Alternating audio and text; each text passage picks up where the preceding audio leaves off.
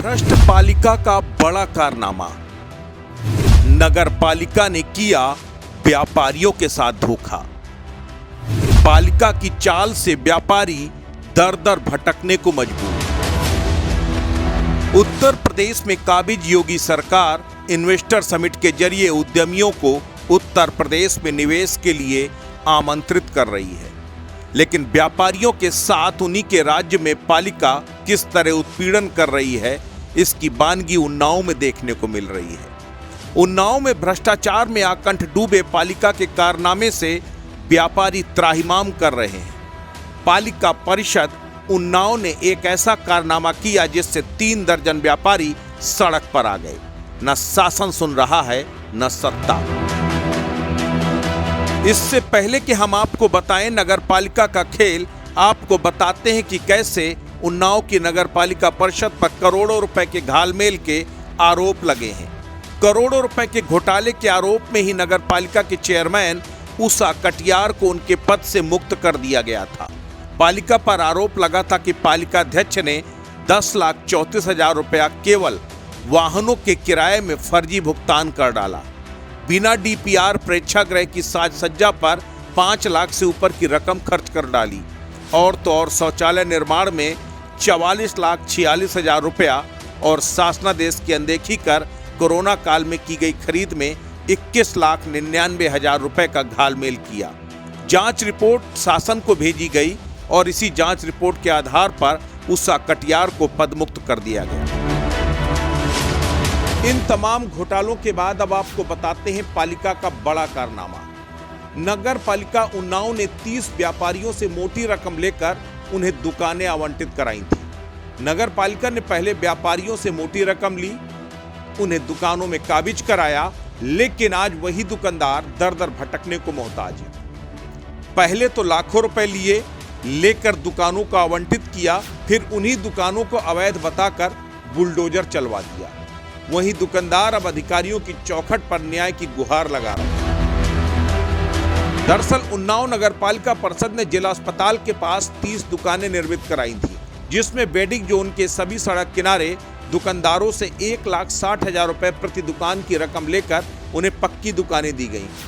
लेकिन कुछ समय बाद ही पालिका ने ही उन दुकानों को अवैध घोषित कर दिया और उन पर बुलडोजर चलवा दिए।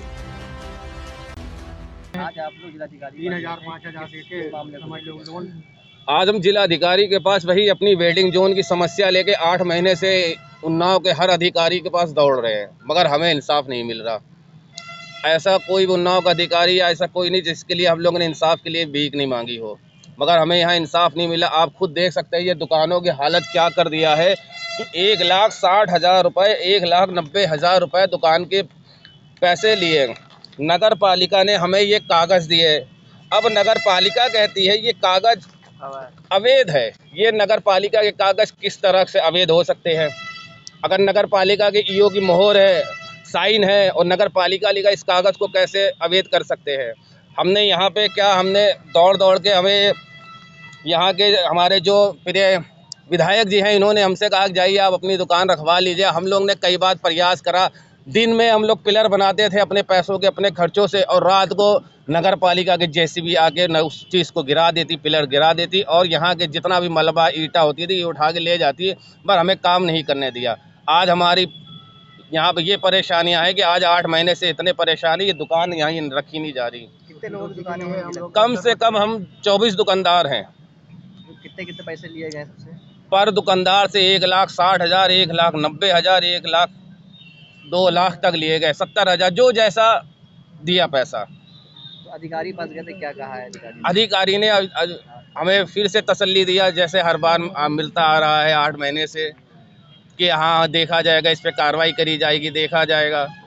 हम लोग ने नगर पालिका हो गया, जिलाधिकारी साहब हो गए, एसडीएम सर हो गए, हर जगह गए, मगर कहीं से हमें मदद की कोई भी गुंजाइश नहीं मिल रही कि कोई हमारी मदद करेगा। ये हम जानना चाहते हैं उन्नाव वालों प्रशासन से कि हम लोग की गलतियां क्या है, कि हम लोग को फंस गए या हम लोग की क्या गलतियां है जो हमारे सामने कोई आने से, कोई भी हम लोग की मदद करने से बिल्कुल पीछे भाग रहे हैं। क्या मांग करना चाहेंगे अधिकारी से? हम यही कहना चाहेंगे हमारा इंसाफ करा जाए और हमारी दुकान फिर से वहीं पे रखवाई जाए, और वहाँ पे रखवाने के बाद हम लोग को मदद करी जाए। आप लोग जिलाधिकारी के पास गए थे ज्ञापन लेके, क्या मामला है? मामला भैया ये है कि रेहड़ी पटरी दुकानदार ठगी के शिकार हुए। 1,60,000 से 1,90,000 तक दुकानों की वसूली की गई। पैसे लिए गए, नगर पालिका द्वारा कागज बनाए गए। JMB सोल्यूशन जो लखनऊ का है कंपनी, उसके द्वारा हम लोगों को ये कागज बना के दिए गए, दुकानें दी गई।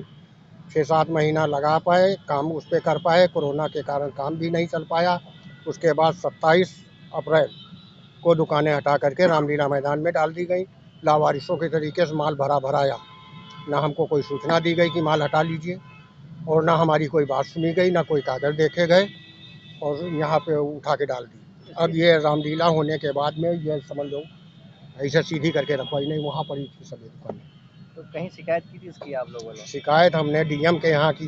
पहले रवींद्र कुमार जी थे, देवेंद्र कुमार पांडे के सामने ये सब कार्रवाई हुई थी। विक्रांत गिरी SSP थे उस समय। नगर पालिका भी गए हैं, नगर पालिका में कहते हैं ये सब अवैध है। आज गए थे जिलाधिकारी के पास? आप आज लोग, गए वहाँ थे। क्या आश्वासन मिला आप लोगों को? आश्वासन क्या मिला है, यही कहते हैं देखो जांच करेंगे, देखेंगे। ऐसा ही हर बार मिलता है आश्वासन, कार्रवाई कुछ नहीं की जाती है, न दोबारा बुलाया जाता है। तो क्या चाहते हैं अब आप लोग? अब क्या चाहते हैं, हमारा उचित न्याय किया जाए, या तो हमारे पैसे दिलवा दिए जाएं, या हमारी दुकानें कहीं न कहीं शिफ्ट करवा दी जाएं।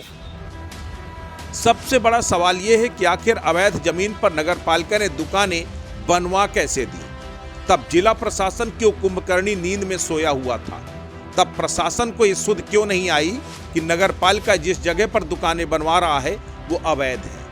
और अगर नगर पालिका ने अवैध जमीनों पर दुकानें बनवाकर उसका आवंटन भी कर दिया था, तब भला व्यापारियों का कसूर क्या है? क्यों व्यापारियों को उसकी जगह पर दूसरी जगह पर दुकानें उपलब्ध नहीं करवा रहा प्रशासन?